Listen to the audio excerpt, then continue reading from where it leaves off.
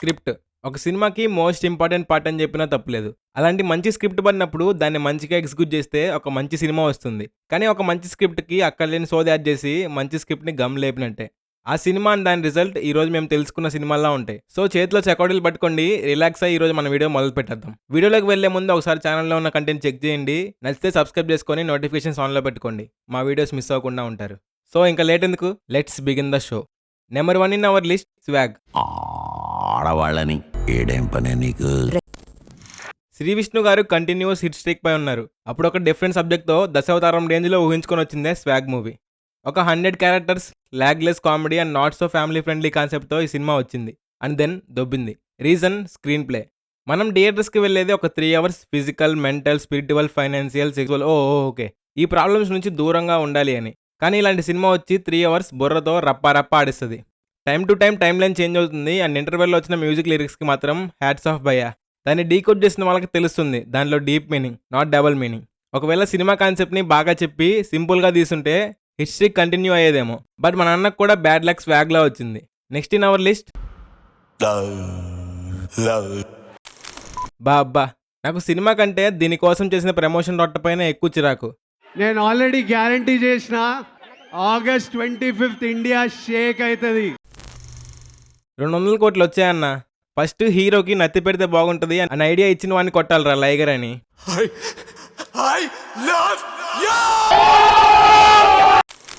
ఇంకా ఈ అమ్మ యాక్టింగ్ గురించి అయితే వద్దే వద్దు.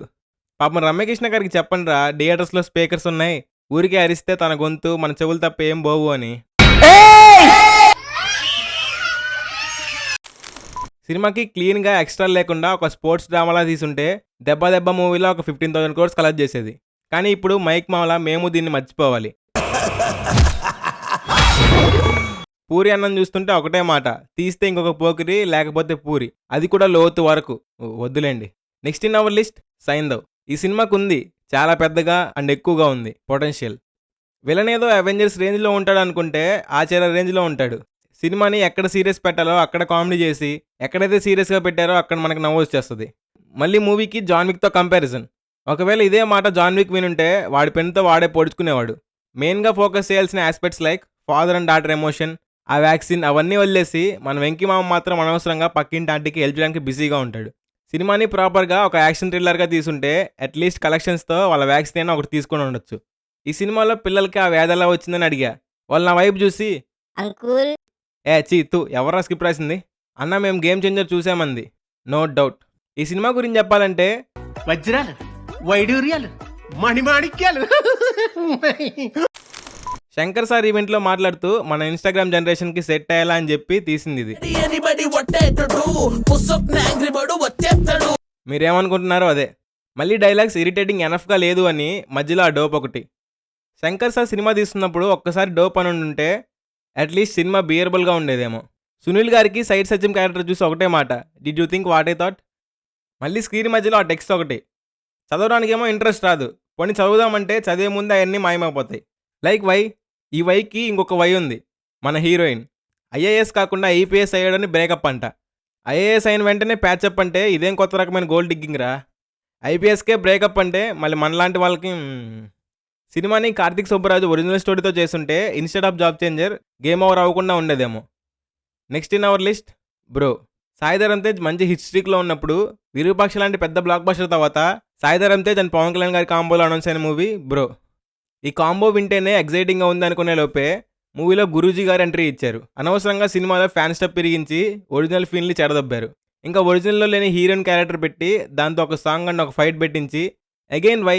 లిటరల్లీ 10 నిమిషాలకి ఒకసారి వింటేజ్ స్టఫ్ అని ఏదేదో పెట్టడం. సరిగ్గా తీస్తుంటే దీనికి ఒరిజినల్కి మించిన రెస్పాన్స్ వచ్చిండేది because of the mega combo. But గురూజీని పెట్టి పెంట చేశారు. సీరియస్లీ ఒరిజినల్లో ఒక డీప్ మెసేజ్ ఉంటుంది. జాబ్ అంటే ఏంది, లైఫ్ అంటే ఏంది, రెస్పెక్ట్ అంటే ఏంది. కానీ ఈ సినిమాలో అవసరం లేని ఫైట్స్, ఇంకా మూవీలో ఎమోషనల్ కనెక్టివిటీ అంటారా, బిఎస్ఎన్ఎల్ నెట్వర్క్, బెస్కామ్ నెట్వర్క్ రెండు కలిపితే ఎలా ఉంటుందో అలా ఉంటుంది ఈ emotions. So by telling no to bro, మన నెక్స్ట్ సినిమాలోకి వెళ్ళిపోదాం. And that is Spyder. ఈ సినిమాకి ఎయిమ్ ఏంటో ఎవరికి తెలీదు. మురుగదాస్ అన్నయ్య తుపాకీలో మహేష్ బాబు ఉంటే ఎలా ఉండేదో అలా ఉంటుందన్నారు స్పైడర్ మూవీ. తీరా చూస్తే తుపాకీ కాస్త బ్యాక్ ఫైర్ అయింది. సినిమాలో చెప్పేలా ఏముండదు. హీరో నాన్న క్యారెక్టర్ ఒక సీన్కి మోటివేషన్ ఇవ్వడానికి తప్ప దేనికి పనికిరాడు. అమ్మ చూస్తే మా వాడు అమాయకుడు అని సెటిల్ అయిపోయింది. లాస్ట్కి హీరోయిన్ క్యారెక్టర్ బాబోయ్ అసలు ఎలా పడిపోతుందండి. ఇంకా సాంగ్స్ ఒకటి పుచ్చకాయ అంట. ఏ పుచ్చకాయ పుచ్చకాయ పెదవి తీపినా తిచ్చుకోవే ఇచ్చుకోవే. ఒక పుచ్చకాయ తెచ్చి నా నెత్తిన కొట్టను చెప్తా. హాలీ హాలీ ఏ హాలీ హాలీ ఇదేంట్రా అయితే? అరే నీ అబ్బా, అరే ఇంకా ఫైట్స్ అంటారా, అమ్యూజ్మెంట్ పార్క్ ఫైట్ ఏమో వండర్లా యాడ్లా ఉంటుంది.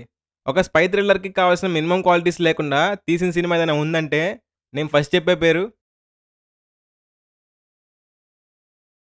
నెక్స్ట్ ఇన్ అవర్ లిస్ట్ ఆచార్య. ఈ సినిమా ఎక్స్పీరియన్స్ జస్ట్ 3 వాట్స్లో చెప్పొచ్చు. పాదఘట్టం, సిద్ధవనం, ధర్మస్థలి. మూవీ టెంప్లెట్ కూడా జస్ట్ 3 సీక్వెన్సెస్కి రిపీట్లో వెళ్తుంది. ఒక డైలాగ్, ఒక ఫైట్, ఒక సాంగ్. లిటరల్లీ థియేటర్లో 1 అవర్ పడుకున్న స్టోరీ యాడ్కి పోదు, అక్కడే ఉంటుంది. ఇంకా ఫ్లాష్ బ్యాక్ సీన్కి డిఏజింగ్తో వింటేజ్ అని చెప్పి ఇచ్చింది ఇది. ఇంకా ఈ విలన్స్ ఎందుకున్నారో వాళ్ళకు కూడా తెలియదు అనుకుంటా. ఇంకా నెక్స్ట్ మూవీకి వెళ్లే ముందు నడుమ పాదఘట్టం. Moving on we have Matka. సినిమాని ఒక మట్కా గురించి తప్ప అన్నిటి గురించి చేశారు. లైక్ పాలిటిక్స్ ఉంది, హిస్టరీ, జియోగ్రఫీ, మ్యాథ్స్ అన్నీ ఉన్నాయి, కానీ ఎంత వెతికినా ఒక మట్కా మాత్రం లేదు. నార్త్ వాళ్ళ నుంచి హైప్ కోసం నోరా ఫటేహిని తీసుకున్నారు, కానీ తన రోల్ నార్త్ వాళ్ళ మట్కాకి గుట్కా యాడ్ చేయడం అనుకునింది. ఇంకా మళ్ళీ డైలాగ్స్ కూడా చాలా బ్రిలియంట్గా ప్రజెంట్ చేశారు.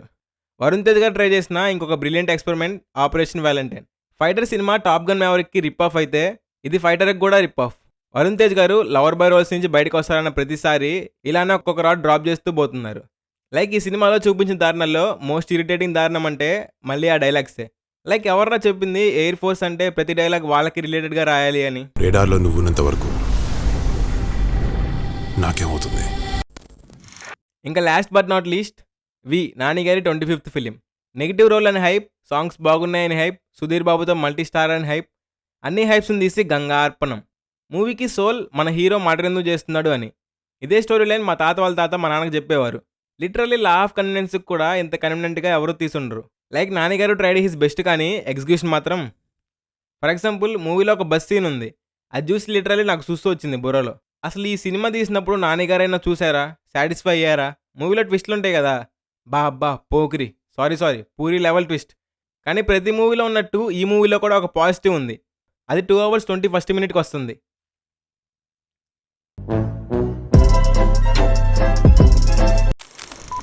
సో ఇవి స్క్రిప్ట్ బాగున్న ఎగ్జిక్యూషన్తో ఫ్లాప్ అయిన మూవీస్. ఈ వీడియో మీకు నచ్చినట్టయితే సబ్స్క్రైబ్ చేయడం మాత్రం మర్చిపోకండి. ఇలా ఇంకొక టాపిక్తో వచ్చే వీడియోలో మళ్ళీ కలుద్దాం. Take care, bye.